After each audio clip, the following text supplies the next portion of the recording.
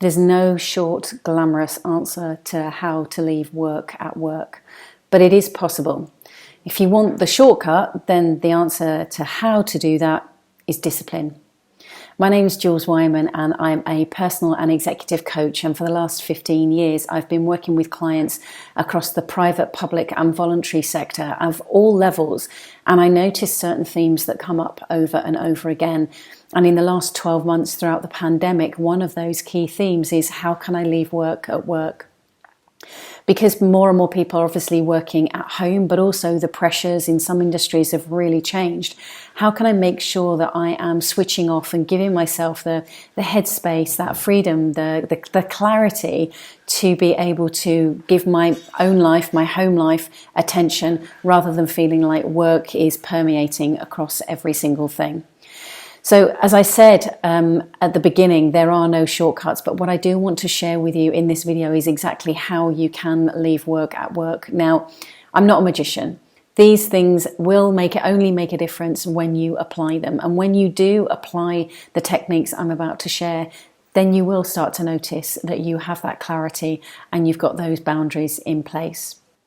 If you wait until the last minute, it only takes a minute to do.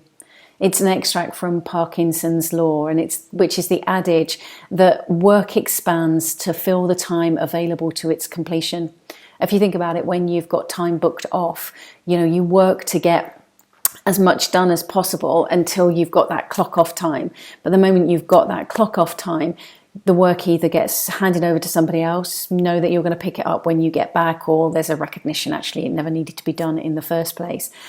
And we need to be very, very mindful of that, because if we're not setting those boundaries in place where work is concerned, then it is going to spill out into all these different areas for us and impact on other aspects of our lives. And that requires discipline.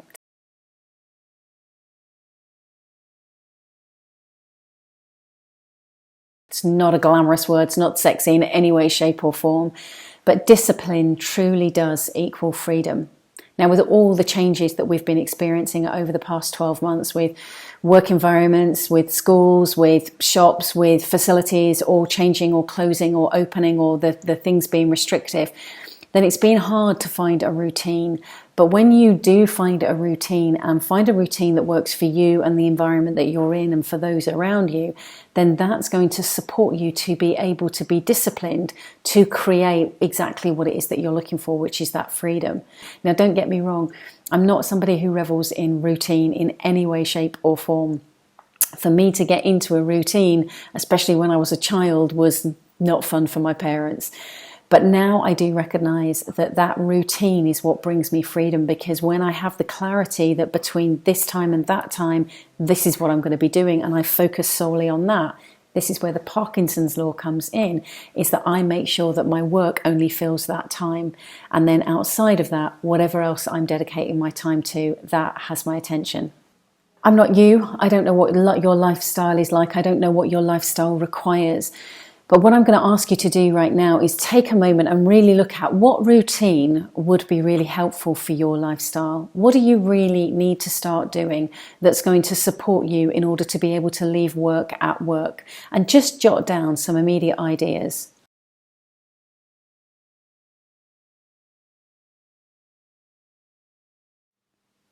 Very often we can end up comparing ourselves to other people's routines, but we have to recognise that those routines work for them and their lifestyle and what their maybe family requires. So when you take the time for yourself and really look at what you need and what's resourceful for you, that's what's going to be helpful. So make sure you take that time and give yourself that space. So that's my first thing, is routine. Now that routine may be that you have denoted workspaces, or even if your children are still homeschooling, they have their own space for themselves. And be very clear, if you're working from, I don't know, the kitchen breakfast bar or the dining room table or whatever it may be, is that you open up your computer or you create that work environment for the period of time that you need to be working. But the moment you've finished working, that gets cleared and put away. Yes, it's a faff to keep doing it every day. But by doing that, you're very clearly saying, now is the time that I'm working and now is the time that I'm not. By leaving these things open, The way our thinking minds work is they don't like open loops. So it's like if you think about the end of a TV series where it will have a cliffhanger. So they do that because the way that our psychology works is that means it's open and it's constantly going, oh, I wonder what will happen. I wonder what will happen. I wonder what will happen. And so we keep hooked into that program, or go on to the next episode if you're watching it on something that's bingeable. But when we're doing it in our everyday lives, the same thing happens. So if you're leaving that computer open, it's a case of, I wonder if so-and-so replied to that email, or I could just do that little bit extra on that report. So make sure that you are giving yourself that headspace by clearing the decks or opening the decks for when you are working. The second thing, in order to create that routine, is have something that denotes that it's work. It's very easy when we're working from home to be working in our PJs, and some of us may love that and that may be effective for us. But have something, make sure that you've done something, whether it's making sure that you've had a shower, or that you've put on makeup, or that you are putting shoes on, or a jacket, or something that denotes that this is work time. It may even be something as simple as putting your lanyard on. Those things can help you, again, get that clarity of this is work and this is not. When we're working at home, the challenge is that we blur these lines because we wear the same thing. And if we're not giving ourselves that space, then this becomes a very blurred thing there. So if you're, for example, wearing your tracky bottoms whilst you're working because it's nice and comfortable, the thing is when you're wearing your tracky bottoms at a time when you're chilling out, the brain is associating the two things. So it's like, am I working now? Or am I chilling out now? So the two things become crossed over, and it's not helping you and helping your psychology be very disciplined in what you need to do. So if you want to really ramp it up, then look at what you can do that's going to help you. It doesn't have to be the full kit and caboodle, but do something, whether it's hair, makeup, shoes, jacket, tie, lanyard, something to denote for yourself physically that you are in work mode right now. And then the third thing, now this is one that I've actually been sharing with clients now for probably, 10 years plus. There's a lot of research that shows that emails are not necessarily our most helpful way of communicating, and yet they have become very much part of our lives. That inbox filling up, that pinging, that thing flashing up across the screen that detracts us our whole time.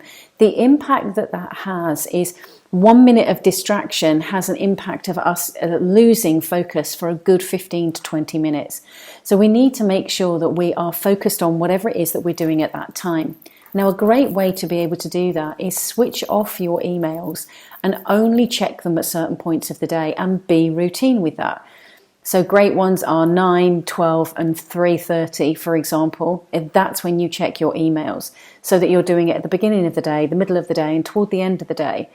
And maybe you can set up an autoresponder for your emails, so that, and it has an etiquette there of saying, I check my emails 3 times a day. If it's something urgent and requires a quick response, please do text me, phone me, whatever it may be that's going to be appropriate for where you're working, so that people know. The challenge with emails is that most people have them on their phones. I actually don't, for this exact reason, because people think that, well, I've sent the email and you can see whether the person has opened the email or not. And so therefore they're expecting a quick response, when in fact we've all got other distractions, other things that are pulling on our time, and what may be important for us to get an immediate response on, it may not be for the other person. So when we set that example and show our routine is we're checking at these times, and switch off your email at any other point, then that gives you the opportunity to be disciplined and focused when your emails are opened, and focused on your other work when your emails are closed. So where routine is concerned, make sure that your space is set up in a way for you to be able to denote I'm starting work or I'm finishing work. Wear something that shows that you're at work, or do part of your usual routine of going to work. That could also mean that you go for a walk around the block, and same as when you finish at the end of the day, go for a walk around the block. So it may not be your usual hour and a half commute, but at least it shows that you're breaking up the two things. And then thirdly, look at your emails and the distractions that they cause. How can you routinely check your emails to give yourself that space so that you can stay focused and disciplined on the work that needs to be completed? And routine really echoes into my next topic, which is around boundaries. Most of us find it challenging to set boundaries, but when we do, that's when we actually help other people know what we can do, our time frames, and get that clarity. So for example, with the emails, having that autoresponder on and letting people know I only check my emails 3 times a day, or letting people know how to connect with you to get the speediest answer. It's working out what's ever most appropriate for you, but it's showing your boundaries that I do stick to this and I do respond at these times, but these are the times that I respond, and outside of that, I'm not going to do that.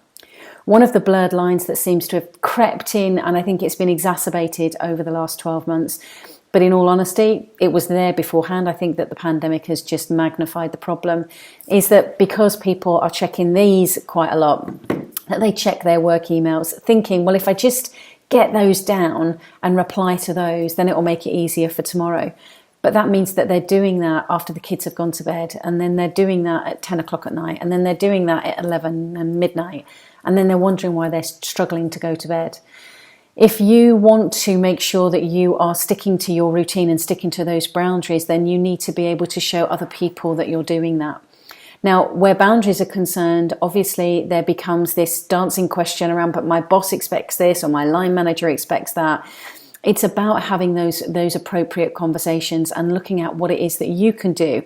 And if you are that line manager, if you are that boss, team leader, or whatever the job title may be, is hang on fire and check before you send that email at 8 o'clock at night, recognizing that because some people are working during the day, and some people are taking time out during the day because of working from home and the demands on their time, is recognizing that you don't have to respond. And again, it may be worth being explicit with that, because where boundaries are concerned, people imply things, but they don't explicitly say them.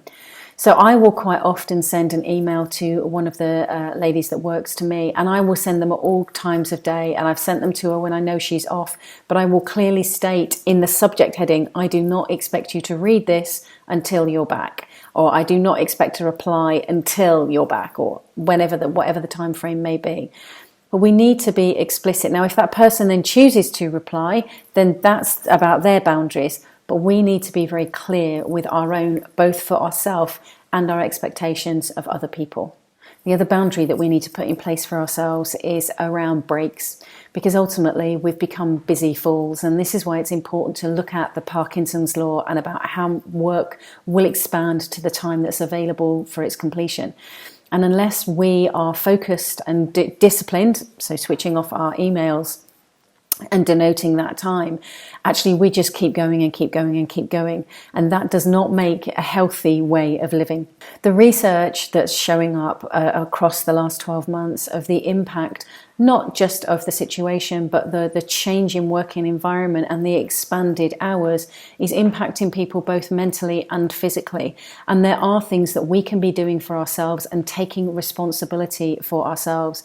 So whether that is putting the kettle on and doing some small stretches, whether that's yoga or whether that's squatting or whatever it may be, but using those 3 minutes of the kettle boiling in order to be able to do that. Or maybe every hour you go and stand outside for 5 minutes, or making sure that you set boundaries in relation to meetings. The science shows that the most effective meetings are no longer than 48 minutes. Sounds a bit of a random time, right? But the research has been done around it that because it's not an hour and because it gives that gap between the hour, it allows people to digest the meeting that they've been in, go for a comfort break if needed, but also allows people to prepare for the next meeting. So if you imagine that you've got, 3 minutes to go to the bathroom, 3 minutes to digest the previous meeting and 3 minutes to prep for the meeting coming up, that still leaves you another 3 minutes to make that cup of tea. So we need to start looking at where we set in boundaries where that's concerned, because when we're working solely from home or solely online, they can end up being booked back to back, which means there's no space. So be respectful, not only for yourself, but for other people. How can you make sure that those boundaries are there, that all meetings are no longer than 48 minutes? 50 minutes, or that all meetings only happen in the morning or the afternoon, or What are the ways that you can do that? And I appreciate that for some of you, you may not have the opportunity to put that forward as your idea, but it's about starting these conversations so that we can look at how you can get the very best for yourself, so that you're able then to draw that line when work finishes, so that you can clearly switch from one thing to the next in order to be able to give yourself that headspace. The other thing that you can do where boundaries are concerned, if you're somebody, I quite often will have ideas percolating. And so from my perspective, I will have usually notepads or pieces of paper somewhere nearby in order for me to be able to, if an idea pops, I haven't got to think about it. I can just jot that idea down. And then when I'm in my work mode, I can go back to it. And that's a great way of setting those boundaries for yourself, rather than going, oh yeah, well, I'll do that now, and opening up the laptop, is actually taking that step away and going, right, okay, I've got the idea, it's been captured, I can get back to that tomorrow or later on this afternoon. When you put those boundaries in place for yourself, it gives you a structure. And from that structure, it's a bit like if you think about riverbanks. Riverbanks need that structure in order for that free flow to happen, and that free flow could be very slow or it could be a torrent, but it needs that structure. And that's why boundaries are so important for us, because they give us that structure, but they also give us that freedom there. That's why discipline equals freedom. And with all of these, both with the routine and also with your boundaries, make sure that you are clear with your colleagues, but also your family members. Not what I'm doing this for me, but what's in it for them. Think about what's in it for them. If you know that you're somebody that does blur those lines and is working at all sorts of hours, that you know that it's negatively impacting you, imagine the impact that it could be having, or maybe you already know the impact that it's having on your family members or your colleagues. And maybe that's a conversation. Look, I know I want to make these changes for me. How best can I support you? Or what do we need to do in order to be able to do this? And it's about stepping away from a point of blame and starting to work collaboratively in order to be able to do that. So whenever you're letting people know, and let's say, take for example the emails, by putting the autoresponder on with the I check emails 3 times a day. If your email is urgent, please give me a call on this number and I will respond as soon as possible. That is very clear. And if you can let your colleagues know why you're doing that and what that's going to give you and them, then you're going to get more of a buy-in. And it's the same thing with your family. For example, if you've decided that the boundary is you're going to leave the house before you start work, so you walk around the block and take 5 minutes and then come in and you do the same at the end.